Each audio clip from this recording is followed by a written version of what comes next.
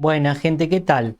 En este video vamos a analizar una nueva topología, seguimos avanzando con el tema fuentes, en este caso nos tocó la topología Buck-Boost. Merece un buen estudio este tipo de fuentes ya que tiene bastantes prestaciones, entre ellas elevar y reducir el voltaje de entrada y además lo invierte. Así que vamos a hacer un análisis matemático de esta fuente y algunas pruebas de laboratorio como hacemos siempre.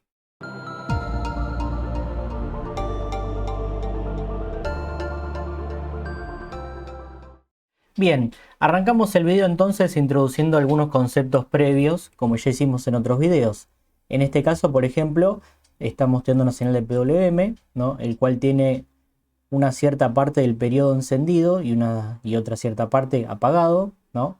El tiempo completo en que transcurre un ciclo lo llamamos periodo. El tiempo de encendido lo llamamos T-on, lo definimos como D por T, donde D es el ciclo de trabajo en forma porcentual. Acá abajo está la tablita igual con todas las definiciones matemáticas. Y después tenemos un tiempo en el cual está apagado, que lo definimos como T-off y es 1 menos D por T. Bueno, todo esto igual está acá, como les dije recién, así que lo pueden revisar. Nuestro esquema básico de fuente es este que está acá, es muy básico, como siempre arrancamos con algo sencillo. Tenemos un switch, que en este caso es un transistor, tenemos la bobina, luego tenemos el diodo rápido, un capacitor de salida y una carga. Esta topología resulta de juntar lo que sería una fuente Buck más una boost. Si uno junta las dos fuentes, ¿no? Una al lado de la otra, y reacomoda los componentes, puede llegar a demostrar que la resultante es esto que está acá. Entonces arrancamos estudiando primero cuando el switch está cerrado, la corriente va a circular por acá, va a energizar esta bobina y se va a cargar con energía en forma de campo magnético. Luego este switch se abre, este campo magnético acá colapsa y dado que genera una fuerza contraelectromotriz, cambian los signos de su tensión almacenada. Entonces, al cambiar el signo, pasa a circular por acá y se cierra a través del diodo, ¿no? Cargando el capacitor y además circulando por la carga que tenemos acá. Noten que acá el capacitor tiene una polaridad inversa, lo cual si van a poner un capacitor electrolítico, tengan en cuenta ese pequeño detalle, ¿no? Pequeño y gran detalle. Siempre que queremos estudiar una fuente tenemos que hacer este diagramita donde tenemos en función del tiempo, acá tenemos la tensión en el diodo, la corriente en el inductor, la corriente en el switch, la corriente en el diodo y en el capacitor. Luego, analizando este diagrama, vamos a empezar a escribir las ecuaciones. Acá tenemos, por ejemplo, lo que sería la tensión en el diodo, ¿no? Cuando está el switch encendido, tenemos la tensión de entrada y luego cuando conduce tenemos la tensión de salida. Por otro lado, acá tenemos lo que sería la corriente en el inductor, ¿no? Yo acá a propósito tiré unos auxiliares para que bueno, se vea cómo coincide una cosa con la otra. Después tenemos la corriente en el switch, cuando está encendido conduce y cuando está apagado no circula corriente. La corriente en el diodo, cuando el switch está apagado, él conduce. Y después tenemos la corriente de carga y descarga del capacitor. Acá tenemos que aclarar algo muy importante que vamos a analizar bastante en este video. Y es que vamos a trabajar lo que se llama modo continuo. Este concepto no lo hemos tratado en fuentes anteriores, pero sí lo vamos a tratar ahora y vamos a ver qué ventajas tiene. Si bien matemáticamente es un poco más complejo, nos va a dar unos resultados más favorables para el estudio de este tipo de fuentes. Bueno, ¿y qué es el modo continuo? Bueno, para eso tenemos que analizar esta parte de este gráfico, ¿no? ¿Qué sucede con la corriente en el inductor? El modo continuo es aquel en el cual la corriente circula en todo el periodo de conmutación del switch. Por ejemplo, mientras el switch está encendido, o cerrado mejor dicho, circula una corriente. Cuando el switch se abre, esa corriente circula en sentido contrario y termina de circular exactamente cuando termina dicho periodo, ¿tá? Esto nos ayuda a hacer un análisis más simple de este tipo de fuentes. Luego vamos a ver el modo discontinuo. Entonces, para analizar y encontrar alguna relación entre la tensión de entrada y la tensión de salida, lo que vamos a hacer es analizar la corriente mientras el switch está cerrado y el switch está abierto. Recordemos que la tensión que se induce en un inductor es igual a L multiplicado por la derivada de la corriente respecto del tiempo. Como nosotros queremos hacer aproximaciones, cambiamos la derivada por un delta, ¿tá? Entonces nos va a quedar B sub I sobre L multiplicado por el tiempo en que esto ocurre. En este caso, como el switch está cerrado, habíamos dicho que era el ciclo de trabajo multiplicado por el periodo. Luego, cuando el switch está abierto, recordemos que por la fuerza contraelectromotriz cambiamos el signo y lo multiplicamos por el tiempo en que el switch está abierto, que es 1 menos D por T. Entonces, estas dos ecuaciones, si yo las igualo, vamos a obtener que el voltaje de salida sobre el voltaje de entrada es igual a D sobre 1 menos D. Bueno, esta es una relación que estamos intentando encontrar siempre que trabajamos con fuentes. Cuando encontramos alguna relación entre el voltaje de salida y la tensión de entrada, ahí está el ciclo de trabajo. Pero acá, si observamos bien, no está la carga. Esto es algo obviamente muy teórico.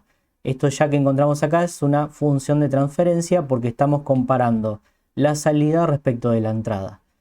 Si analizamos este gráfico, ¿no? Si supongamos que tenemos X en lugar de D, sería X sobre 1 menos X. Esto es una función homográfica. No sé si recordarán ese tipo de funciones, las cuales tienen el análisis matemático y encontramos que hay dos asíntotas, ¿no? Una asíntota va a ser la asíntota vertical cuando D vale 1 y después tenemos una asíntota horizontal cuando D vale menos 1, que eso no nos interesa para este caso porque nosotros consideramos que el ciclo de trabajo va entre 0 y 1, así que bueno, eso no nos interesa. Si hacemos la gráfica de esta función, vamos a obtener esta gráfica que está acá.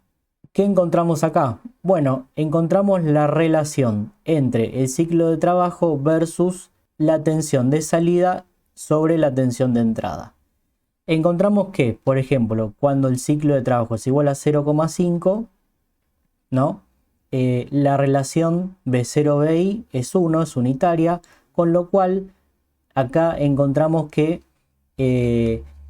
no estamos ni elevando ni reduciendo la tensión de entrada. O sea, la tensión de salida es igual a la de entrada.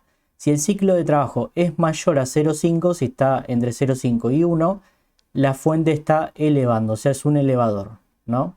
Por ejemplo, si yo pongo ciclo de trabajo 0,8, más o menos la relación entre el voltaje de salida y el de entrada es de 4, y acá pueden despejar, ¿no? Pasan multiplicando la tensión de entrada y me da que la tensión de salida es 4 veces la de entrada. Si el ciclo de trabajo es menor a 0,5, vamos a encontrar que la fuente está reduciendo la tensión de entrada, o sea, es una buck converter. Obviamente esto que está acá es algo súper teórico. Observen que en esta ecuación no está teniendo en cuenta prácticamente nada, sino que el ciclo de trabajo. Lo cual, bueno, es una aproximación súper teórica. ¿Por qué? Porque no tenemos en cuenta, por ejemplo, la carga. No es lo mismo que yo ponga una carga chica, no sé, de 10 ohm, que ponga una carga grande de 10.000 ohm. Entonces, esto que está acá nos sirve para estudiar algo teóricamente y después poder avanzar en otro modo de estudio, que es el modo discontinuo, y encontrar otro tipo de ecuación. Así que de todas formas, vamos al laboratorio a chequear esto. Bien, estamos acá en el laboratorio entonces. En el osciloscopio tenemos dos señales importantes a observar. En primer lugar, la señal celeste, acá dice duty, vemos el ciclo de trabajo, acá está medido. Y por otro lado, en color violeta tenemos la señal de salida y acá tenemos el medidor. Para un ciclo de trabajo aproximadamente del 50%, vamos a correrlo un poquito menos. Ahí tenemos casi el 50, tenemos una salida de 47 volt. Bueno, eso es algo que tienen que tener muy en cuenta. Esta fuente es sensible a la carga, bueno, como todas las que hemos visto en otros videos, ¿no? Como no tiene feedback, esa fórmula no tiene en cuenta cómo cambia la tensión de salida respecto de la carga, ¿no? Eso es algo que vamos a tener que seguir estudiando a fin de mejorarlo, ¿no? Encontrar alguna fórmula nueva. Por otro lado, recuerden que la relación entre la tensión de salida y la tensión de entrada cuando el ciclo de trabajo se acerca a 1 tenía una asíntota vertical, lo cual tendía a que el voltaje de salida sea infinito. Con lo cual vamos a variar el ciclo de trabajo y acá podemos observar que el voltaje llega a 47 volt. Lo único que nos queda por analizar es qué ocurre con las potencias. En este caso decimos que la potencia de entrada es igual a la potencia de salida, dado que estamos trabajando una fuente ideal. Entonces, tensión de entrada por corriente de entrada es igual a tensión de salida por corriente de salida. Entonces, la tensión de salida la puedo escribir como la tensión de entrada multiplicado por este cociente de ciclos de trabajo, ¿no? Que es la relación que encontramos en la ecuación 3. Y me queda que la corriente de salida sobre la corriente de entrada es igual a esto, a 1 menos D sobre D. Entonces acá encontramos otra ecuación que esta sí nos va a ayudar más adelante cuando querramos calcular las fórmulas para encontrar el valor de los componentes para diseñar esta fuente. Otro análisis más importante que vamos a hacer sobre esta fuente es el modo discontinuo. Recordemos que cuando era continuo, la corriente en el inductor se anulaba cuando terminaba un periodo, ¿no? En este caso, el modo discontinuo, lo que va a ocurrir es que la energía almacenada en el inductor se va a anular antes de que finalice dicho periodo. Entonces, el gráfico resultante es este que está acá, ¿no? Acá tenemos el switch cerrado donde se circula corriente a través del inductor. Luego, cuando el switch se abre, esa corriente circula, pero se anula antes de que termine dicho periodo. Entonces, esto se llama modo discontinuo y nos va a ayudar un poquito a encontrar otro tipo de fórmula. Entonces, mientras el switch está cerrado, este tiempo es D por T, mientras el inductor hace circular la corriente almacenada, ese periodo lo vamos a llamar D1 por T. Y este pedacito de periodo en el cual no circula corriente por el inductor lo llamamos D2 por T. Bueno, hacemos el mismo balance de tensiones como hicimos en el apartado anterior. Decimos que tensión de entrada por D por T es igual a menos B0 por D1 T1. ¿tá? Entonces, si acá despejamos y reacomodamos, me queda que la función de transferencia de tensión en este convertidor es D sobre D1. Ahora lo que sucede es que yo D1 no lo conozco, así que tenemos que seguir trabajando. Estudiamos entonces el cambio de corriente en el inductor mientras se está cargando. Esto es parecido al análisis anterior que habíamos hecho. Delta IL va a ser la tensión de entrada por el ciclo de trabajo por el periodo dividido la inductancia del inductor. Por otro lado, el valor medio de la corriente de entrada va a ser igual a delta IL por D por T dividido 2 por T.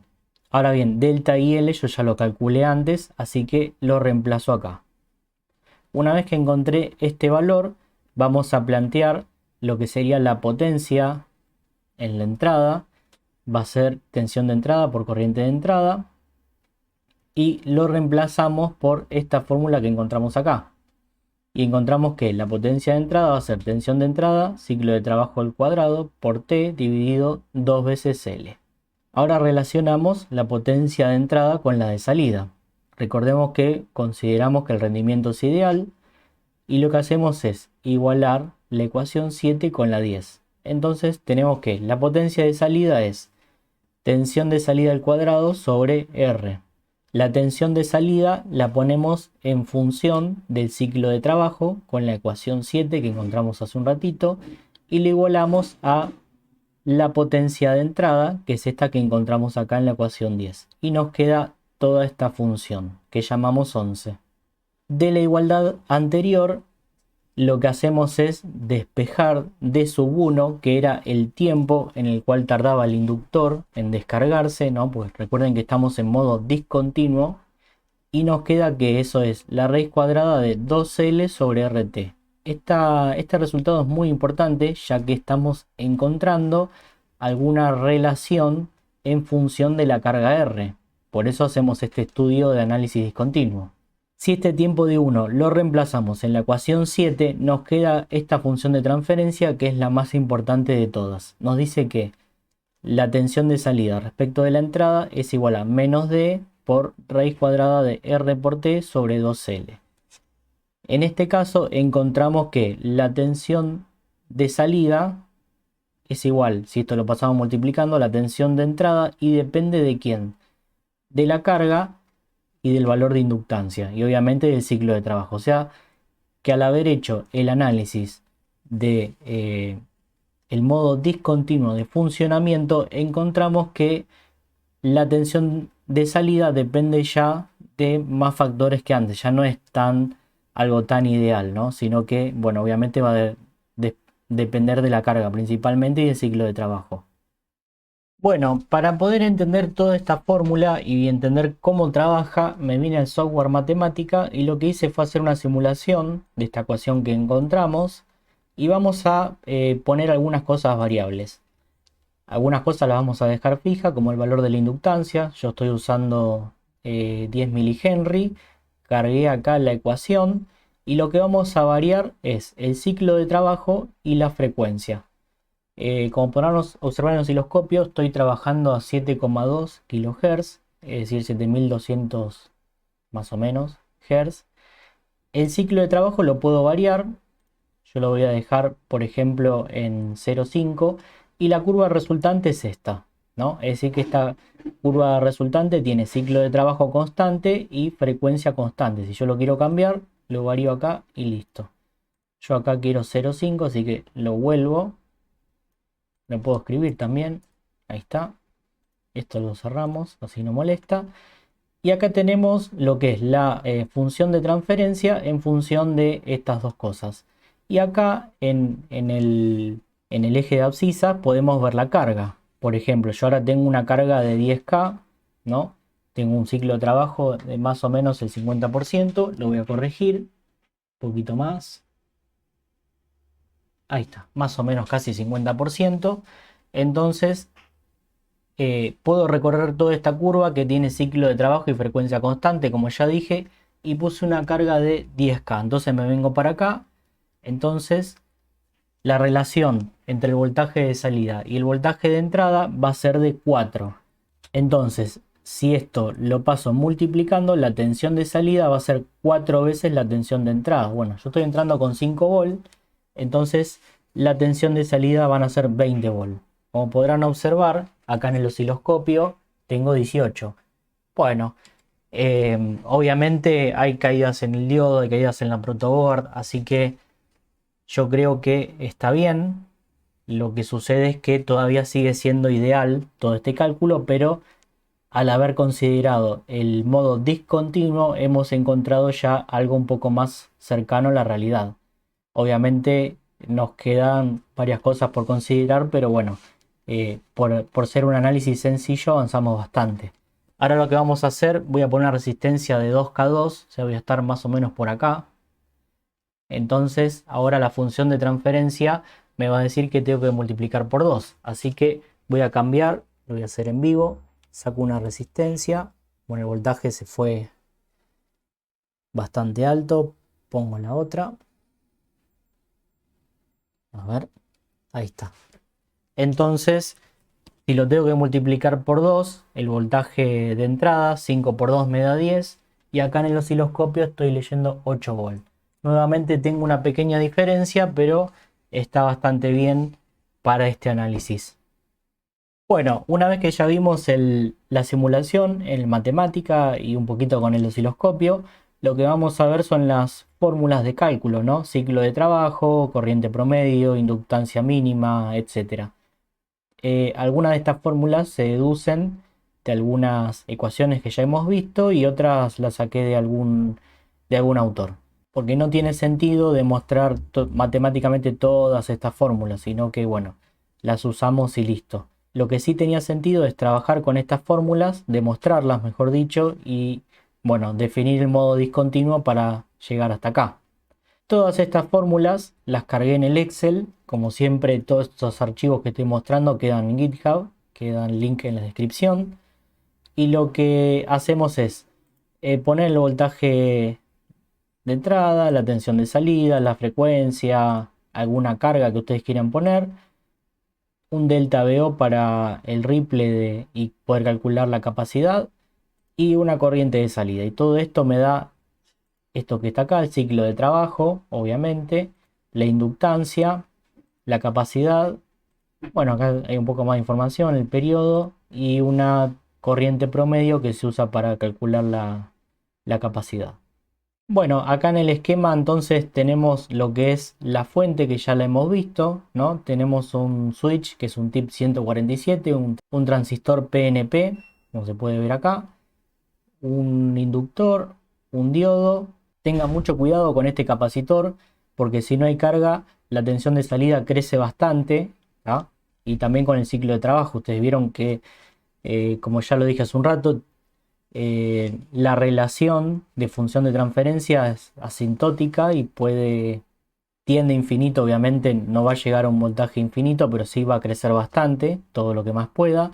Y además tengan en cuenta que la polaridad va al revés, porque cuando el switch se abre la corriente circula así. Por eso es que esta fuente es buck boost e inversora, ¿tá? Justamente por esto que estaba comentando ahora. Para generar el PWM variable ya lo he mostrado varias veces, pero lo vuelvo a mostrar rápidamente. Tengo un 555 con los dos dioditos, el potenciómetro y dos capacitores de 10 nano en paralelo que me hacen 5.